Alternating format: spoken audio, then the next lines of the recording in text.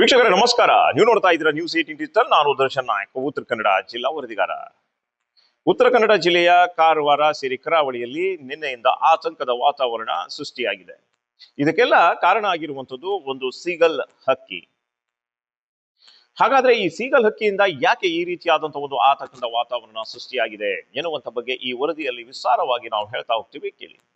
ಹೌದು ವೀಕ್ಷಕರೇ, ನಿನ್ನೆ ಉತ್ತರ ಕನ್ನಡ ಜಿಲ್ಲೆಯ ಕಾರವಾರದ ರವೀಂದ್ರನಾಥ ಕಡಲ ತೀರದಲ್ಲಿ ಒಂದು ಸೀಗಲ್ ಹಕ್ಕಿ ಸಿಕ್ತು. ಈ ಸೀಗಲ್ ಹಕ್ಕಿಗೆ GPS ಟ್ರ್ಯಾಕರ್ ಯಂತ್ರವನ್ನ ಅಳವಡಿಸಲಾಗಿತ್ತು.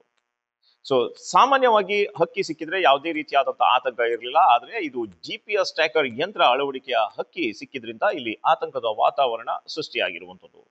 ಅದರಲ್ಲೂ ಈ ಹಕ್ಕಿಗೆ ಅಳವಡಿಸಿದ GPS ಯಂತ್ರದ ಮೇಲೆ ಚೈನಾ ಮೂಲದ ಒಂದು ಸಂಸ್ಥೆಯ ಹೆಸರನ್ನ ಇಲ್ಲಿ ಬರೆಯಲಾಗಿದೆ. ಚೈನಾದ ವಿಜ್ಞಾನ ಅಕಾಡೆಮಿಯ ಇಕೋ ಎನ್ವೈರನ್ಮೆಂಟ್ ಅಂತ ಹೆಸರನ್ನ ನಮೂದಿಸಲಾಗಿದೆ. ಸೊ ಇದರಿಂದ ಇನ್ನಷ್ಟು ಹೆಚ್ಚಿನ ಆತಂಕ ಇಲ್ಲಿ ಎದುರಾಗಿರುವಂಥದ್ದು.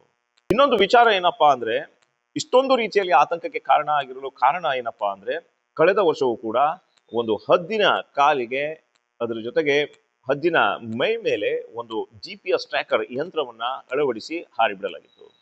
ಅದು ಕೂಡ ವಿದೇಶದ ಒಂದು NGO ದಿಂದ ಹಾರಿಬಿಡಲಾಗಿತ್ತು. ಅದು ಉತ್ತರ ಕನ್ನಡ ಜಿಲ್ಲೆಯ ಕಾರವಾರದ ರವೀಂದ್ರನಾಥ್ ಕಡಲ ತೀರ ಆಗಿರ್ಬೋದು, ಅದೇ ರೀತಿ ಕೊಡಿ ಭಾಗದ ಒಂದು ಕಡಲ ತೀರದಲ್ಲಿ ಹಾರಾಡ್ತಾ ಇತ್ತು. ಅದ್ರ ಜೊತೆಗೆ ಮನೆಯ ಮೇಲೂ ಹಾರಾಡ್ತಾ ಇತ್ತು. ಇದರಿಂದ ಆ ಸಂದರ್ಭದಲ್ಲಿ ಸಾಕಷ್ಟು ಜನರು ಆತಂಕಿತರಾಗಿದ್ದರು. ಇದು ಒಂದು ಉಗ್ರಗಾಮಿ ಚಟುವಟಿಕೆಯ ಎಂದು ಬಿಂಬಿಸಲಾಗಿತ್ತು. ಉಗ್ರರು ಇಲ್ಲಿನ ಮಾಹಿತಿಯನ್ನ ಕೆದಕಲು ಈ ರೀತಿಯಾದಂತಹ ಒಂದು ಯಂತ್ರವನ್ನ ಬಳಕೆ ಮಾಡಿ ಇಲ್ಲಿನ ಮಾಹಿತಿಯನ್ನ ಬೇಹುಗಾರಿಕೆ ಮಾಡ್ತಾ ಇದ್ದಾರೆ, ಇಲ್ಲಿನ ಮಾಹಿತಿಯನ್ನ ಸೂಕ್ಷ್ಮವಾಗಿ ತೆಗಿತಾ ಇದ್ದಾರೆ ಎನ್ನುವಂತ ಬಗ್ಗೆಯೂ ಸಹಿತ ಬಿಂಬಿಸಲಾಗಿತ್ತು. ಹದ್ದಿನ ಜೀವನ ಶೈಲಿಯ ಬಗ್ಗೆ ತಿಳಿಯಲು ಒಂದು ಸಂಸ್ಥೆ ಈ ರೀತಿಯಾಗಿ ಒಂದು GPS ಟ್ರ್ಯಾಕರ್ ಅನ್ನ ಅಳವಡಿಕೆ ಮಾಡಿ ಹಾರಿಬಿಟ್ಟಿತ್ತು ಎನ್ನುವಂತ ಬಗ್ಗೆ ಸತ್ಯಾಸತ್ಯತೆಗಳು ಗೊತ್ತಾದ ನಂತರ ನಿಟ್ಟುಸಿರು ಬಿಟ್ಟಿದ್ರು ಇಲ್ಲಿನ ಜನ. ಅದಾದ ಕೆಲವೇ ಇದು 1 ವರ್ಷದ ಹೊತ್ತಲ್ಲೇ ಈಗ ಸೀಗಲ್ ಹಕ್ಕಿಗೆ ಚೈನಾ ಮೂಲದ GPS ಟ್ರ್ಯಾಕರ್ ಯಂತ್ರವನ್ನ ಅಳವಡಿಕೆ ಮಾಡಿ ಬಿಟ್ಟಿರುವುದರಿಂದ ಸಾಕಷ್ಟು ಆತಂಕ ಎದುರಾಗಿರುವಂಥದ್ದು. ಅದರಲ್ಲೂ ಉತ್ತರ ಕನ್ನಡ ಜಿಲ್ಲೆಯಲ್ಲಿ ಪ್ರತ್ಯೇಕವಾಗಿ, ಅದು ರವೀಂದ್ರನಾಥ್ ಕಡಲ ತೀರ ಆಗಿರ್ಬೋದು, ನೌಕಾನೆಲೆಯ ಆಸುಪಾಸಿನಲ್ಲಿ ಈ ಹಕ್ಕಿಗಳು ಸಿಗ್ತಾ ಇರೋದ್ರಿಂದ ಸಾಮಾನ್ಯವಾಗಿ ಈಗ ಆತಂಕ ಎದುರಾಗಲಿದೆ. ಯಾಕಂದ್ರೆ ಉತ್ತರ ಕನ್ನಡ ಜಿಲ್ಲೆ ಸೂಕ್ಷ್ಮವಾದಂತಹ ಒಂದು ಜಿಲ್ಲೆ. ಇಲ್ಲಿ ಏಷ್ಯಾದಲ್ಲೇ ನಂಬರ್ 1 ಕದಂಬ ನೌಕಾನೆಲೆ ಇದೆ, ಇನ್ನೊಂದು ಕಡೆ ವಜ್ರಕೋಶ್ ಇದೆ, ಅದರ ಜೊತೆಗೆ ಅಣೆಕಟ್ಟುಗಳಿವೆ, ಹಾಗೆ ಕೈಗಾ ಅಣು ವಿದ್ಯುತ್ ಸ್ಥಾವರ ಇದೆ. ಸೊ ಸುತ್ತಲೂ ಕೂಡ ಸೂಕ್ಷ್ಮ ಪ್ರದೇಶಗಳು ಇರೋದ್ರಿಂದ ಈ ರೀತಿಯಾದಂತ ಒಂದು ಆತಂಕದ ವಾತಾವರಣ ಇಲ್ಲಿ ಸೃಷ್ಟಿಯಾಗಿರುವಂಥದ್ದು. ವೀಕ್ಷಕರು, ಇದು ಹಕ್ಕಿಯಿಂದ ಆತಂಕದ ವಾತಾವರಣ ಇಲ್ಲ, ಹಕ್ಕಿಗೆ ಅಳವಡಿಸಿದ GPS ಟ್ರ್ಯಾಕರ್ ನಿಂದ ಈಗ ಆತಂಕದ ವಾತಾವರಣ ಶುರುವಾಗಿರುವಂಥದ್ದು. ಈಗಾಗಲೇ ಉತ್ತರ ಕನ್ನಡ ಜಿಲ್ಲೆಯ ಪೊಲೀಸ್ ವರಿಷ್ಠಾಧಿಕಾರಿಗಳು ಗುಪ್ತವಾಗಿ ಇದರ ಬಗ್ಗೆ ತನಿಖೆಯನ್ನ ಕೈಗೊಂಡಿದ್ದಾರೆ. ಇನ್ನು ಸಿಕ್ಕ ಸೀಗಲ್ ಹಕ್ಕಿಯನ್ನ ಈಗಾಗಲೇ ಚಿಕಿತ್ಸೆಯನ್ನ ನೀಡಿ ಅರಣ್ಯ ಇಲಾಖೆಯ ಸುಪರ್ದಿಯಲ್ಲಿ ಇರುವಂತದ್ದು, ಅದನ್ನ ಸುರಕ್ಷಿತವಾಗಿ ಇಡಲಾಗಿದೆ. ಅದ್ರ ಜೊತೆಗೆ ಇದಕ್ಕೆ ಅಳವಡಿಸಿದಂತ ಚೈನಾ ಮೂಲದ GPS ಟ್ರ್ಯಾಕರ್ ಗಳನ್ನ ಕೂಡ ಇವರು ವಶದಲ್ಲಿ ಇಟ್ಟುಕೊಂಡಿರುವಂತದ್ದು. ಹಾಗೆ ಉತ್ತರ ಕನ್ನಡ ಜಿಲ್ಲಾ ಪೊಲೀಸ್ ಇಲಾಖೆಯಿಂದ ತೀವ್ರಗತಿಯಲ್ಲಿ ಈ ಬಗ್ಗೆ ತನಿಖೆಯನ್ನ ಮಾಡಲಾಗ್ತಾ ಇದೆ. ಅದ್ರ ಜೊತೆಗೆ ಈ GPS ಟ್ರ್ಯಾಕರ್ ಮೇಲೆ ಏನು ಹೆಸರನ್ನ ನಮೂದಿಸಿದಾರೋ ಚೈನಾ ಮೂಲದ ವಿಜ್ಞಾನ ಅಕಾಡೆಮಿಯ ಇಕೋ ಎನ್ವೈರನ್ಮೆಂಟ್ ಎನ್ನುವಂತ ಬಗ್ಗೆ, ಇದನ್ನ ಈ ಸಂಸ್ಥೆಯ ಜೊತೆಗೆ ಸಂಪರ್ಕಿಸುವಂತಹ ಎಲ್ಲಾ ಕೆಲಸಗಳು ಕೂಡ ತೀವ್ರಗತಿಯಲ್ಲಿ ಈಗ ಉತ್ತರ ಕನ್ನಡ ಜಿಲ್ಲಾ ಪೊಲೀಸರಿಂದ ನಡೀತಾ ಇರುವಂತದ್ದು. ಉತ್ತರ ಕನ್ನಡ ಜಿಲ್ಲಾ ಪೊಲೀಸ್ ವರಿಷ್ಠಾಧಿಕಾರಿ ಎಂ ದೀಪನ್ ಅವರು ಕೂಡ ಈ ಬಗ್ಗೆ ಹೆಚ್ಚಿನ ಒಂದು ತನಿಖೆಯನ್ನ ಮಾಡಬೇಕು ಎನ್ನುವಂತಹ ಬಗ್ಗೆಯೂ ಕೂಡ ಆದೇಶಿಸಿದ್ದಾರೆ ಎನ್ನುವಂತಹ ಒಂದು ಮಾಹಿತಿ ಈಗ ಲಭ್ಯವಾಗಿರುವಂತದ್ದು. ಈ ಬಗ್ಗೆ ಯಾವುದೇ ರೀತಿಯಾಗಿ ಮಾಧ್ಯಮದವರಿಗೆ ಯಾವುದೇ ರೀತಿಯಾದಂತಹ ಒಂದು ಮಾಹಿತಿಯನ್ನ ಸೋರಿಕೆ ಮಾಡ್ತಾ ಇಲ್ಲ, ಬದಲಾಗಿ ಅವರದೇ ಆದಂತಹ ಒಂದು ರೀತಿಯಲ್ಲಿ ತನಿಖೆಯನ್ನ ಕೈಗೊಂಡಿರುವಂತದ್ದು.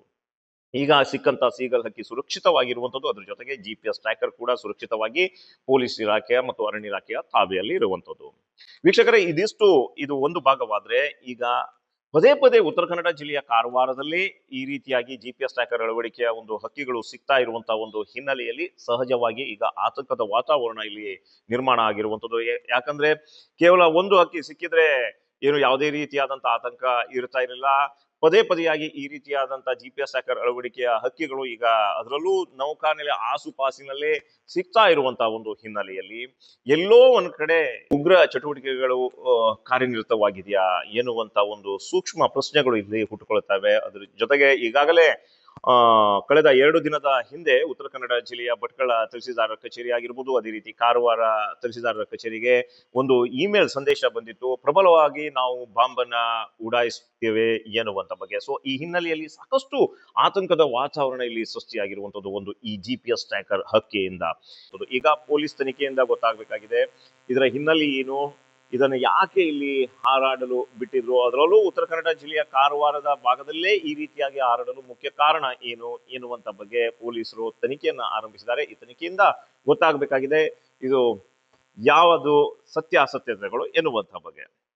ಒಟ್ಟಾರೆ ವೀಕ್ಷಕರೇ, ಇದಾಗಿತ್ತು ಒಂದು GPS ಟ್ರ್ಯಾಕರ್ ಅಳವಡಿಸಿದ ಒಂದು ಹಕ್ಕಿಯ ಕತೆ. ಈ ಹಕ್ಕಿಯಿಂದ ಯಾವ ರೀತಿ ಜನರು ಆತಂಕಿತರಾಗಿದ್ದಾರೆ ಎನ್ನುವಂತ ಬಗ್ಗೆ ತಿಳಿಸುವಂತಹ ಒಂದು ಪ್ರಯತ್ನ. ಇನ್ನಷ್ಟು ಮಾಹಿತಿಯೊಂದಿಗೆ ಮತ್ತೆ ನಾವು ನಿಮಗೆ ಸಿಗ್ತಾ ಇರ್ತೀವಿ. ಅಲ್ಲಿ ತನಕ ನೋಡ್ತಾ ಇರಿ ನ್ಯೂಸ್ 18. ನಿರ್ಭೀತ, ನಿಷ್ಪಕ್ಷಪಾತ, ವಿಶ್ವಾಸಾರ್ಹ ಸುದ್ದಿಗಳಿಗೆ ಮತ್ತೊಂದು ಹೆಸರಾಗಿರೋ ನ್ಯೂಸ್ 18 ಕನ್ನಡ ಈಗ ಆಪ್ನಲ್ಲೂ ಲಭ್ಯ ಇದೆ. ದಯವಿಟ್ಟು ಇಲ್ಲಿರೋ QR ಕೋಡ್ ಅನ್ನ ಸ್ಕ್ಯಾನ್ ಮಾಡಿಕೊಂಡು ಆಪ್ ಡೌನ್ಲೋಡ್ ಮಾಡೋದಕ್ಕೆ ಮರಿಬೇಡಿ. ನಿಮ್ಮ ಬೆಂಬಲ ಹೀಗೆ ಸದಾ ನಮ್ಮೊಂದಿಗಿರಲಿ. ಧನ್ಯವಾದ.